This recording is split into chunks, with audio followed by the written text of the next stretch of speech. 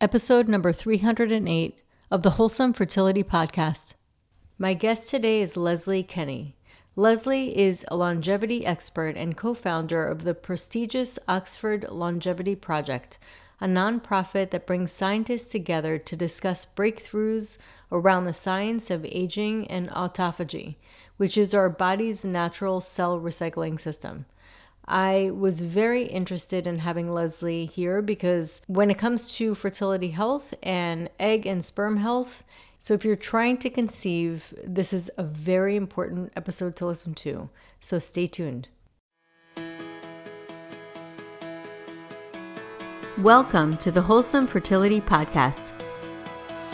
I'm Michelle, a fertility acupuncturist here to provide you with resources on how to create a wholesome approach to your fertility journey.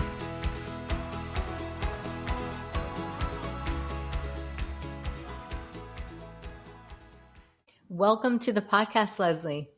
Thanks so much for having me, Michelle. It's a pleasure. So I would love for you to share your story of how you got into the work that you do today. And I know that you're very passionate. We just had a little pre-talk and I'm very excited to get started. Well, my story is one of patient empowerment, just like you. And it started, as it can with many women, with a fertility quest. So in my mid to late 30s, I really wanted to have a baby and found that I was having problems. So started with IUI, did 3 of those, didn't work, and then moved on to IVF. And it was as I was doing my 5th IVF round with donor eggs, I might add, and being mixed race, I'll tell you, it's not easy to find a donor, you know, and it was a high stakes game, as it were. And right before embryo transfer, I began to notice pain in my hands. I was having trouble using scissors, turning doorknobs, turning faucets. And I just thought, strange. I think this is probably what arthritis feels like. I better just have it checked out, since obviously I want this IVF with donor eggs to go perfectly. And I went to the doctor. She ran some tests. I thought, they'd say, it's something, have steroids, do something that I'd heard of before. And instead she called me and asked me to have a meeting with her in her office. And always a bad sign, right? Yeah. If they can't explain it to you over the phone, and if it's not the nurse telling you, there's nothing to worry about. So I went and talked to her and she said, you do have arthritis. It's rheumatoid arthritis. This is where your body is attacking your joints. And here are some pre-filled syringes that you can inject into your belly. They're immune suppressants to, basically halt your immune system from attacking your body. And I immediately said, don't I want my immune system to be strong? Like, don't I need that? And she said, well, normally you would, but in this case, it looks like your body is fighting cancer, except you're trying to destroy your own tissues. So I thought, okay, well, fine. Got the drugs. These are tiny diabetic needles. It'll be okay. And then she said, but you also have something else. You have lupus. And that I'd never heard of. It was almost as if she'd said, you have funny tree disease or something. It just made no sense to me. I didn't know what it was, had never heard of it. And I said, what's that? And she said, another autoimmune disease. And I said, okay, so what's the prescription for that? And she said, unfortunately, there isn't a prescription for that. There's really nothing that we have right now to treat it. And you will slowly and progressively get worse. And I said, this is really not a good time for me to have this happen, because I'm doing my 5th IVF with donor eggs. I'm waiting for embryo transfer. This is a terrible time. Can't we do something else, anything else? Is there anything I can do? No, there's nothing you can do. Like, could I do my diet, my sleep? No, there's nothing you can do. Well, but what about this round? I've done a lot to tee this up, and a lot of money has gone into this. As you probably know, I've put in over $100,000 US at this point in time into all of these treatments. And she said, I wouldn't do it. Don't do it. you have a good 5 years left. And I thought, ooh, okay, well, that's a big statement to make. That's and crazy. I was so gobsmacked by it. Wait. She was saying you have 5 years left to live? Is that what you're saying? That's how I interpreted it. That's how I interpreted that. If this was successful, if this round was successful, I would only be able to parent this child for 5 years, or 4 years, I guess, as it were. Wow. And it was a lot to process. If you're a patient and you're told you have one thing, that's a lot to take on, and then you're thinking about the treatment protocol and the things you have to do. And I think already, if it's not a tablet to swallow, but you're injecting yourself, that's another big thing to take on board. Then an illness that you've never heard of before, where they say there's no treatment, there's no cure. And then she says 5 years left. And I'm thinking in the back of my mind, I'm thinking, but I have this, I want to become a mother. I have this cycle I have to go through. We're going to embryo transfer. My uterus has to be in good shape. What are you doing? What are you saying? How does this impact that? Because I've got acupuncturists lined up for embryo transfer, right? Before and after. And so I did have at least the presence of mind to say to her, hey, can I, well, could this be a false positive? She said, no, we've done multiple types of tests, and they all come back consistently indicating that you have these diseases. So then I said, can I test again? And she shrugged her shoulders and said, sure, it's your insurance. So I vowed then and there that I would test again. And in the meantime, I would do everything possible. It didn't matter what it was, whether it was Mayan uterine massage, which I did, or visualization, which I did, or trauma work, which I did, or, new therapy, intravenous immunoglobulin transfusions, which I did, an anti-inflammatory diet. I was going to do it all. I was going to throw the kitchen sink at it. And any woman who is trying to get pregnant knows exactly where I was, and that feeling of, I've got to make this happen. And I will just pull out all the stops. We're doing a full court press, right? And so I did all those things, and I came back within 6 months for a regular sort of review with your doctor. She opened the folder. She clearly not looked at the results ahead of time. And she said, well, look at that. You don't have lupus and you don't have RA. What? And I said, would you like to know what I did? And she said, no, that's okay. And I said, well, that is, that's pretty groundbreaking, right? Yeah. So in any event, I was so shocked by all of this. And really, for me, the penny dropped that doctors don't know everything, that we treat them as if they must, that they are the oracle, and that they are the guide to whom we can outsource our health problems. But in fact, we have to work in partnership with them. Yes. And sometimes they're not willing, for insurance or liability reasons, to talk about or consider alternative therapies that might work. But we patients have the opportunity to explore those things that resonate with us that might have a meaningful impact. And so my journey has really begun as a patient advocate, really telling other women, you have more power than you think to move the needle on your health. And as a matter of fact, the things that you do might even be more important than what happens when you go to your acute care doctor, right? When you go into the doctor's office or into hospital.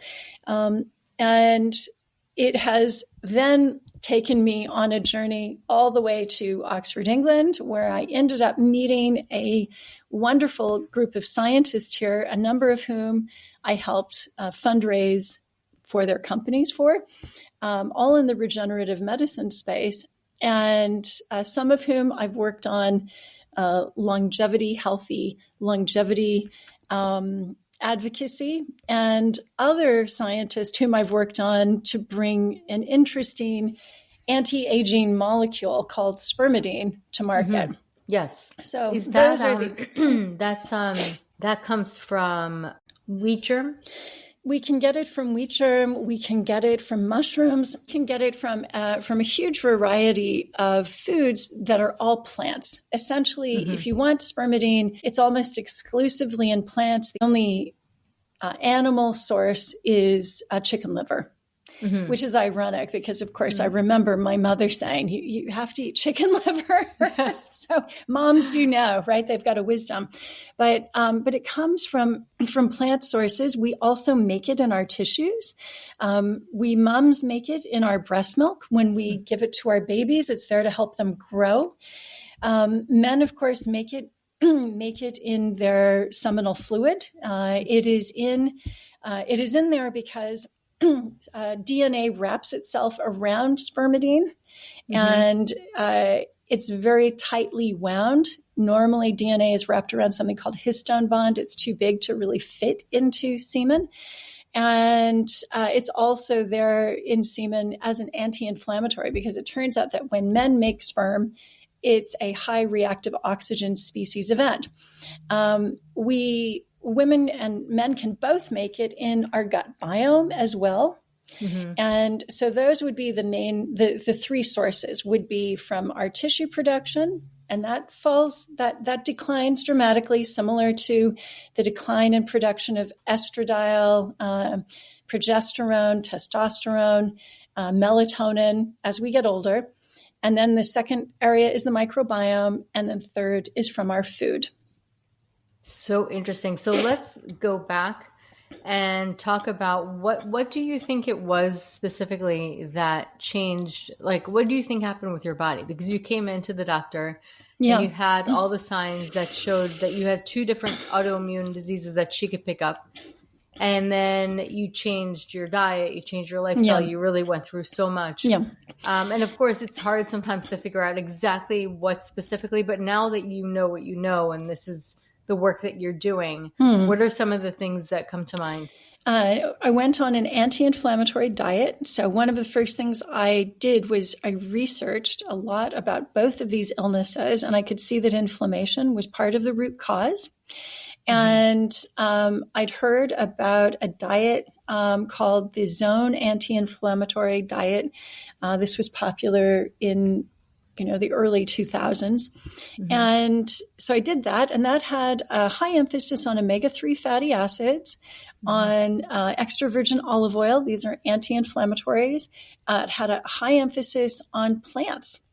And so my diet changed dramatically from more meat and charcuterie, sort of salami, these types of things, over to plants. I also eliminated things which were known to be inflammatory triggers for me. So I had an allergy test done. I could see that dairy was a problem, gluten was a problem, eggs happened to be a problem, which was a shame because I loved eggs. But we can't eat them every day and think the body won't notice. We have to kind of mix it up and have a diverse diet. So I essentially removed the inflammatory triggers to the immune system. I added in things that were naturally anti-inflammatory, like the omega-3s. And at the same time, when I did the intravenous immunoglobulin, I reset my immune system. And there were studies there were small groups of patients with both rheumatoid arthritis and lupus who had done IVIG already in 2004 when I was diagnosed, and I could see it work for them. And I sort of felt like I have nothing to lose. It's kind of, this, or I wait for the inevitable. And I did have people tell me, don't do the IVIG, because this was the time of mad cow disease, and people were quite concerned about prions, these proteins in blood plasma, and they were worried that you might be able to get that, or hepatitis C. These were things that had been transmitted through transfusion products previously, and but I still felt that I have 5 years. I have nothing to lose. So I'm so glad that I did do that. I know everyone has to weigh up the risk benefit analysis of any new treatment and their own situation. But for me, that was a decision that I made, and I'm so glad I did, because my insurance company spent 24,000 US dollars on 2 transfusions, 8 hours in total. And going into remission meant that I have forgone over $1 million US dollars worth of, immune suppressing drugs or chemo drugs, because often autoimmune patients get moved on to methotrexate, which is a chemo drug. I've not had to do any of those over these 20 years. And of course, I also don't live in pain, and I don't live in fear of, because I'm suppressing my immune system, I have to avoid social situations where people might have a cold and give it to me and compromise my immune system. So it was a fantastic outcome for me. It's not one I think a lot of people hear about, but I think they should. Oh, for sure. I mean, it's good to hear everything. And I agree with you that everybody has to really assess their own personal situation. I think I believe in the innate intuition. That's kind of like our body's intelligence speaking to us. Yeah, just agreed. like it does when we have an allergy or we feel something's off when we eat something. So I think that is a really important component to that. And it's the thing that spoke to you when you were at your doctor's office. Yeah. Because you could have just said, okay, I'm going to completely bypass any, questions that I have and fully just accept everything that I'm given. But something inside of you said, wait, hold up. Let me just do this again. Let me look at this. Let me think about this. So I really believe in that. I think that is so important for people to hear, because so often we do that. We bypass our own internal judgment and knowing. And you said something important, is partnering up with your provider so that it's not an all or nothing. Of course, you're going to utilize, and you got benefit from getting those tests, because that woke you up to doing so many new and amazing things in your own life and implementing a better diet and so on. As far as omega-3 goes, this is just something that I've been hearing of late, that some of the supplements go rancid and that it makes it worse. Have you heard about I've heard that? Yeah. And apparently what you need to do is take this supplement and put it into the freezer. And if it gets cloudy, that is what I've heard, is that then that's not good. It's supposed to remain clear throughout. Right. I'm not an omega-3 fatty acid expert. I have lived for a number of years very nearby one here in Oxford, Professor John Stein, who's done a lot of the research on mental health issues and omega-3s and how important they are for brain health. But yeah, I think, get it from your diet first and foremost. Fatty fish is a great source, right? Yeah. Salmon, if you haven't already eaten all of it. Yeah. Yeah, I know. It's so crazy. Yeah. Well, also just the mercury in some of the salmon, the chemicals, but wild caught, I always say. Wild caught. Yeah. And also anchovies, mackerel, sardines, right? The small fish are a really good source of omega-3 fatty acids. And those tend not to have the mercury. Obviously, if we're trying to get pregnant, mercury, definitely not your friend. So yeah, for sure. And I always say, if you're not going to have it when you're pregnant, and if you don't have it when you're trying to get pregnant, because tuna, for example, they always caution not to have that because of the high mercury, but you don't want that in your system. You're trying to conceive. So for sure, I was very intrigued by your story, and I was also intrigued by what you do, because when you think about egg quality, sperm quality, and really reproduction, you think anti-aging. That's like ultimately anti-aging in a 100%. nutshell. Like that's really what I do for people that I work with. And it benefits me because I'm like, okay, I'm just going to apply a lot of these things as I learn.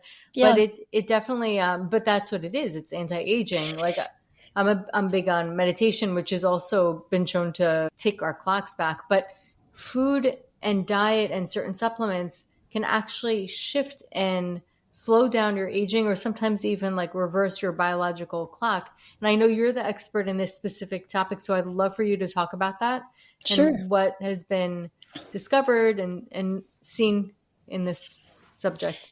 So when we are at our peak health is when we are reproductively capable. And we visually know this when we go out and we see a woman with glossy long hair, with long eyelashes, with healthy radiant skin, of healthy body weight. We know that that is someone who is really attractive. And why are they attractive? Because they are at their reproductive height. And interestingly, all of the things I have described are also linked with your spermidine levels. And so that's quite interesting. But also, your hormones are in perfect balance when you can reproduce. And that includes not just the usual female sex hormones, but also your thyroid hormones. So I'm also a Hashimoto's survivor as well. And so I'm a hypothyroid patient. And that is also really important. So it's got to be in perfect balance then. And one of the things that happens with some of these anti-aging molecules is that they extend fertility.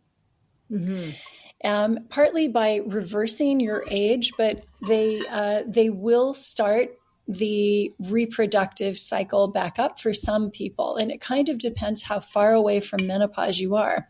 But we've certainly had clients who've said, what happened? I've been in menopause for 2 years and I've gotten my cycle back. And on the one hand, I want to say, congratulations, that's great. But they're thinking, this means I can't wear white trousers now, right? And I thought I was done with the pads and the tampons. So it's, I know it's a little bit of a double-edged sword. We women are often thinking about how do we get rid of our cycles? But in fact, they are nature's way of saying that we are in peak health and are capable of bringing another life into this world. So we do, we do have to bear that in mind. Of course, the same is true for men. And we know there's a problem with testosterone declining in young men, whether it's due to endocrine disruptors in our food and our water supply, toxins in the air. There is a challenge to men as well. And we do want to see them at their reproductive best. In order to be at optimum health too. And that is also something that these geroprotectors, these senolytic drugs, these anti-aging molecules can do. They seem to restore fertility in men as well as women. Amazing. And so let's break it down for people who have never heard of these molecules and these supplements and spermidine. So take us step by step, so that people listening can understand what it is. Okay. Well, first, let me just say that scientists believe that there are 12 reasons why we get older. And these are known as the hallmarks of aging. And they include things that you and your listeners will have heard of before, things like inflammation, leaky gut, stem cell exhaustion or dysfunction, mitochondrial dysfunction. So, where you have no energy. Telomere shortening. So telomeres are at our end caps and they limit the number of times that we can replicate our cells. So all of these reasons why we get older, scientists have looked at different molecules that can inhibit those, us going down those pathways.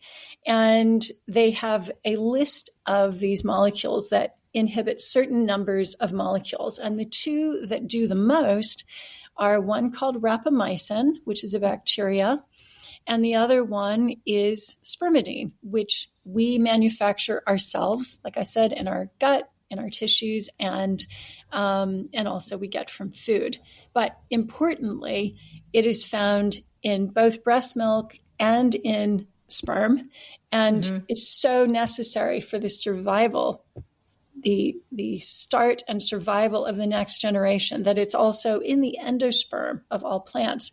So these two molecules, rapamycin and spermidine, are, kind of the darlings of the anti-aging set. And one of spermidine's superhero powers is that it activates cell renewal and recycling. So if we think about staying in perfect health, one of the first things we want to do is make sure that we can do its everyday oven cleaning, right? And the cells do have that function.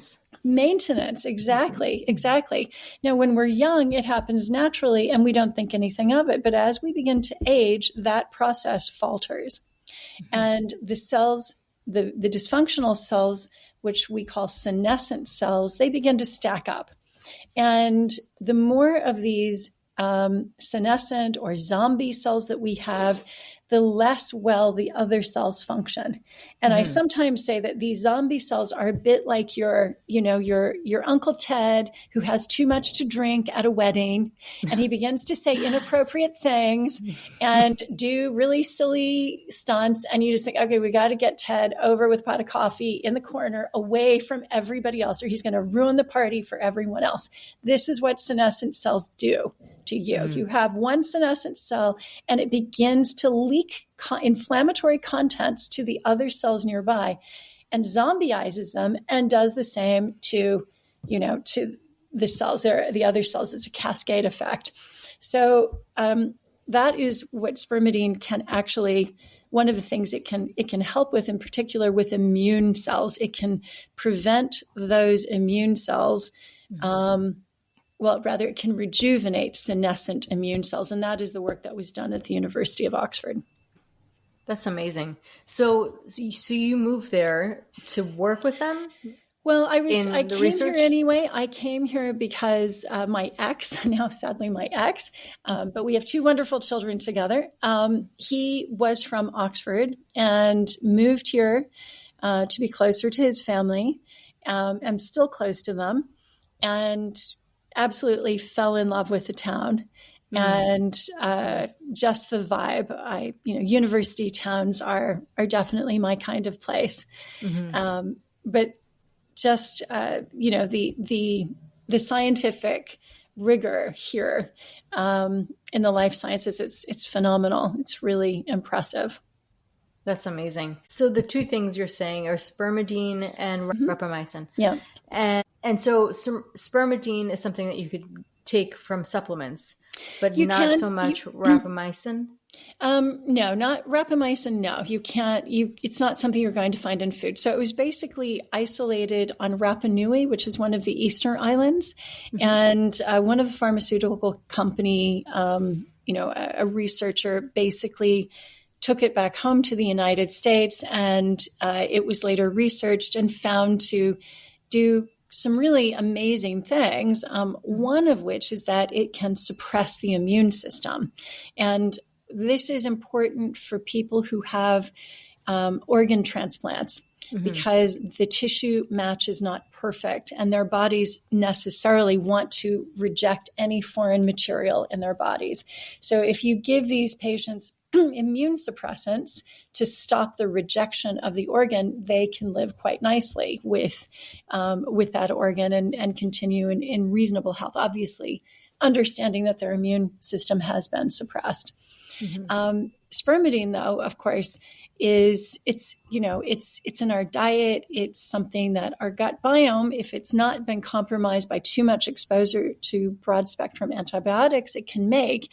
And in all of the longevity hotspots of the world, these populations of healthy centenarians, their spermidine levels are high. They're similar to those of people who are in their 50s. And it's correlated with healthy lifespan. So, I always recommend that people try to get more plants in their diet because you will get spermidine in your plants. If you can have fermented foods, if you don't have a problem with histamine load, and some people do for allergy, if they've got allergies. But if you don't have a problem with histamine, then kimchi, sauerkraut, even things that are long matured like cheese. And a lot of people say, oh, I'm not allowed cheese because it'll make me gain weight. Well, yes, but there is also some spermidine there. The longer the maturity of the cheese, the more it's been aged, the higher the spermidine content. Usually these are harder cheeses like a Parmesan or a cheddar. These would be good sources. And then for individuals who need extra, then a supplement makes sense. But I always say, get it first from your food. Please do not rely on a supplement, right? Yeah. That's not doing, it's a disservice to think that you can just have a bunch of little pills on your plate. Well, at first, you're not going to get any satisfaction from it. But the other thing is that we need the fiber in those plants, because that fiber, although our bodies don't digest it, the gut biome needs that. And so you want to also feed the colonies in your gut biome that can make more spermidine for you. We have these little pharmaceutical factories that make everything from B vitamins and serotonin, one of the happiness hormones, and spermidine. So why waste it? So, actually in our supplement, the wheat germ derived one, we have a fructooligosaccharides in there, an FOS, which can selectively feed the bacteria that make spermidine. And the reason I want it there is because that's also what's in breast milk. In breast milk, you have these fructooligosaccharides, and you have spermidine, spermine, another polyamine that actually helps turn good genes on, bad genes off, and then a precursor polyamine called putrescine. So you want some fiber. Basically, that's the takeaway. With the spermidine. You want the fiber. Yeah, exactly. Yeah. Because it's always better to, what do they say? Teach a man to fish, feed him for life, right? Rather than just give him the fish. And that's kind of what we want to do. We want to train your body to make more of it, especially as you get older, because you'll have to eat increasing amounts of plant material to make up the shortfall of your tissue production of spermidine going offline. That's fascinating. So wheat germ is not necessarily gluten-free. For people who are gluten-free, what do they do? Well, okay. So yes, obviously, this is a problem in particular for autoimmune patients. And I went on the autoimmune paleo diet myself. I got rid of all gluten. I was off all lectins. Gluten is the most famous lectin. So we have, I had so many autoimmune patients getting in touch with me who'd heard my story that I actually looked for a plant source high in spermidine that was not a lectin, and I found it in an unusual strain of chlorella. So I went to Okinawa and had to test 120 different substrains of chlorella to find the single one that had very high expression of spermidine. And we commissioned that to be grown in open air freshwater ponds that are on land in Okinawa, but next to the ocean, but not in the ocean. And that's what we use in our gluten-free product, which also has Okinawan autumn turmeric and has Okinawan lime peel. So lime peel has another autophagy activator. That's that cell renewal process. This autophagy or cell renewal activator is called nobiletin. And it's also in bergamot, the citrus fruit. And that actually, interestingly enough, is in Earl Grey tea. So, if you're going to drink a tea, maybe some Earl Grey, you'll get some nobiletin in that. But that formulation was especially made for celiacs and for other autoimmune patients who really wanted the benefits of autophagy, but couldn't use the defatted wheat germ version that we had brought to market first. Amazing. Let me ask you a question. Have you looked into enzymes? You mean like digestive enzymes or? No, enzymes that are actually systemic enzymes that you have on an empty stomach. So like things like wobenzyme. Oh, I've taken wobenzyme. Yeah. And I think that there's another one. It's Newzyme, or there's another pretty well-known company, and I think it's from Europe. So wobenzyme is German, and I took that. Oh gosh, maybe it's been around for decades, and it does work. I It took was that for beneficial for thyroid. oh, interesting. I Yeah, took yeah, it, I didn't know that. I took it for joint pain. yeah. And so this was something that I was taking as a way to try and treat myself for, the rheumatoid arthritis. So it didn't obviously, it wasn't enough for that. I think it can Yeah. help with more mild things, but definitely these are of benefit. And having a coach like you who, a trained practitioner who knows about all of the menu items Yeah, like that different could be tools. selected. Yeah, the different tools, right? It's overwhelming as a patient. I mean, even Oh, yeah. just having my doctor say, just inject this one drug, that Yeah. was like, whoa, I cannot get my head around the idea of injecting myself, right? So you do need a guide. And I think it's great that you've got that knowledge that you can share with your clients. Thank you. And also, so for people who are interested, is it mostly the spermidine that you're focused on? Yes. So basically, we are a small all women company. Mm-hmm. And, women led companies, we get around 2% of all venture capital funding. We don't have venture capital funding like our competitors. We very much are growing organically Mm-hmm. and are looking at really focusing on something that we know very well and making the most excellent product on the planet. Awesome. And for me, with my group of advisors, this has been the right thing to do because we've had so many raw material manufacturers and suppliers come to us telling us, oh, try this spermidine. And when we test it in the lab, we see that that it's basically a tiny amount of wheat germ and it's been cut like a street drug with synthetic spermidine. And the Oh, problem wow. with synthetic spermidine is, firstly, okay, I am biased against the synthetic because I watched my mother take the synthetic HRT, right? Mm-hmm. I'm so glad I'm on bioidentical HRT. Mm-hmm. But the synthetic has never been tested for safety or efficacy in humans. So I'm reluctant to bring a product to market that has not been tested, right? And when it comes to fertility, we know that in mouse studies where they have used synthetic spermidine, small amounts seem to help.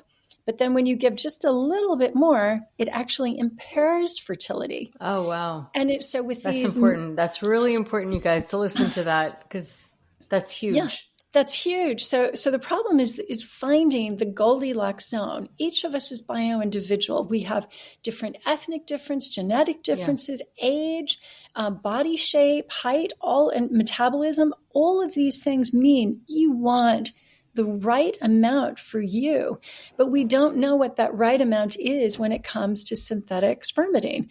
With plants, however, it's not a problem because Yeah. the body recognizes this. We have co-evolved with plant-derived spermidine for millennia.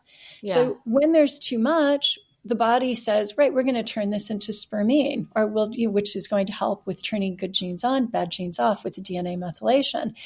But this doesn't happen with a synthetic. And I think that's, on the fertility front, as a woman, I would never make that. I would never go for something that might possibly hurt my fertility. Absolutely. Absolutely. I mean, it's a complete waste of time because you're trying to do all these other things and then Yeah. you're going to take something that's Yeah. a risk.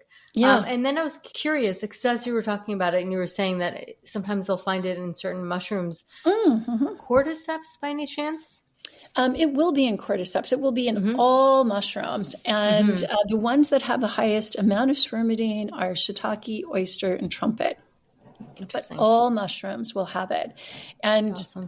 if you don't have a problem with mushrooms, this is fall, it's autumn. This is the right time to, get some mushrooms into your stews and your soups. And it's so good also because it's got vitamin D, and we're just coming off of this period where we've soaked up the vitamin D from the sun over the summer, but now we're going into winter and we're going to get less.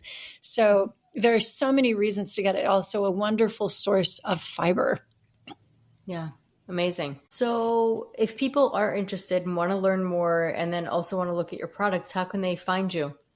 They can go to Oxford Health Span, like the span of a bridge, it's all one word, .com. And if they're interested in learning more about healthy aging, we do bring breakthrough scientists who talk about things not just about cell renewal or autophagy, but talk about other things as well. We also have them talk about, say, NAD, things like this. Yeah. That's at the oxfordlongevityproject.org. And then, I have kind of a side hustle helping my girlfriends with gray hair reversal. And that's on Leslie's New Prime. Spermidine helps with that as well. It helps with hair health and eyelash and eyebrow health. That is on Leslie's New Prime on YouTube. So Leslie is how I spell my name. Fabulous. Leslie, this was fascinating. I really enjoyed talking to you. And also, a key point, you got pregnant naturally at 40. I did. Okay, it's an important thing to mention, and I kept thinking about it as we're talking about. Wait, Yeah. let's go talk about that, even though it's kind of the end of the episode. Yeah. Well, it's a happy ending. So the fifth IVF with the donor eggs didn't work. As a matter of fact, the embryologist said on embryo transfer, he said, "I don't know why you didn't use your eggs. Your eggs are better than this younger donor." I was like, "You're kidding me," because I can't tell you how much I just sacrificed to pay for that. Oh, wow. And, but, basically fast forward, I adopted a little girl from China. So I became a mom. We become parents, mother is a verb. It's not a noun. So that was great. And as I was taking care of her, I still felt very, very tired, and I couldn't understand what was going on, why I saw these other moms running around with scout troops, planting gardens, walking dogs, 5 children. Why? How did they do it? They're the same age and they have so much more energy. And I did go to Dr. Google. I put in every symptom I had, and it came up hypothyroid. So then the GP here in the UK said, "Nope, you're in the normal range, no problem." I went to a private GP. "Nope, you're normal." I went to a private endocrinologist. "Nope, you're normal." And I just thought, I know I'm not. These doctors keep telling me I'm normal. I know. And we patients always, if you do feel like that, follow your intuition. Find a doctor who believes you, and we'll run the test. Yes. We'll work with you to uncover the mystery. It's like a murder mystery, right? Yes. So I went on patient forums. Patient forums have been great help. Went there, and people said there's one doctor who will help you, and he won't just look at your blood test. A lot of doctors look at thyroid problems, and they only look at your blood test, your TSH, your T3, your T4. I went to him, and he looked at clinical symptoms, and he also ran a cortisol test. And he said that my cortisol was the lowest he had ever seen. It was so bad, he didn't know how I was standing in front of him. Wow. And I had classic cold hands, cold feet. Yes, my hair was thinning. I was exhausted. I was breathless as I went upstairs. I was losing the outer third of my eyebrows. These are all clinical symptoms of hypothyroidism. He then said, what you need to do is address your adrenals first because of the cortisol problem. And then 2 weeks after that, take some thyroid. And because I actually do not convert levothyroxine, which is a standard thyroid hormone that most people get, like 60% of all Americans will get that. Yeah. But I can't convert it into the bioavailable thyroid hormone known as T3. And your cell receptors only have receptors for T3, not for levothyroxine. So if you've been taking loads and loads of levothyroxine, you still feel wiped out, you probably are just like me and have you're genetically challenged, and you can take a test with Genova Diagnostics. I think it's called the DIO2 genetic test, DIO2. And here in the UK cost about £75. And you then can get T3 prescribed either synthetically, or you can do what I do and Hillary Clinton also does. We take a desiccated pig's thyroid. In America, is that Armor? Armor, yeah. Yes, yeah. There's Armor, there's Urfa, there are a few brands. And that within, 2 to 3 weeks, basically on that, pregnant right away. No idea. Had not even, didn't check if I was ovulating. You remember the days when you're like, you got a thermometer under your tongue and you're checking, am I ovulating? Could it be now? And all the calendar work that you've got to do when you're trying to get pregnant, none of that. It just happened. And I was so shocked. So so my daughter Marguerite was born. 8 months later, she was just 1 day shy of being premature. So I got her over the premature line, and 10 out of 10 on the APGAR score, delivered at age 43. Amazing. I mean, that is just incredible. I'm sure. I mean, I'm so excited about this episode because I just feel like it's mind blowing. First of all, just all the different stories. And it also covers things that I feel are really important. Advocating for yourself as a patient. I mean, that is huge. And I think a lot of us have been in those kind of situations. You said something that I was like, wow, that's a quote. Find a doctor who believes you. Because also getting different opinions is super important, and it's a game changer. It'll totally change your whole journey. Well, look what this doctor did for me. So what none of the doctors had realized with those other two autoimmune conditions was that I had my autoimmune, the system, the immune system had not only attacked my joints and my organs, but it had attacked my thyroid. Mm-hmm. And the way that he could see it was, he could see with that I had all the clinical symptoms, but with an ultrasound, he could see that I had only 1/8 of a thyroid left. I had so little viable thyroid left. There was just nothing of the organ left. That is so crazy. And yet, because he didn't want to fall in line here in Britain, he was actually hounded by the British Medical Council. Mary Showman, the thyroid advocate in the United States, who's written a number of thyroid patient handbooks, actually got a campaign together to try to, gather signatures. And he had tens of thousands of signatures from grateful patients. But the Medical Council actually wasn't listening. They wanted... That's so crazy to me. They wanted their protocol to be followed, and it had to be a blood protocol. Mm-hmm. And this is the problem, is the blood does not show everything. Mm-hmm.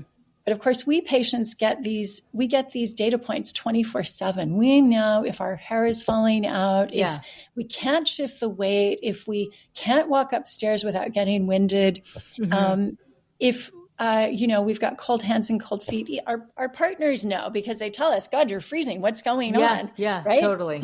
So we need our partners know it. If you happen to be sleeping with a doctor, maybe he can, prescribe for you and he'll believe it because of the cold feet. But otherwise, you have to rely on your powers of persuasion to find a doctor who's willing to go the extra mile with you and get curious. I only ask that just find a doctor who's willing to get curious with you.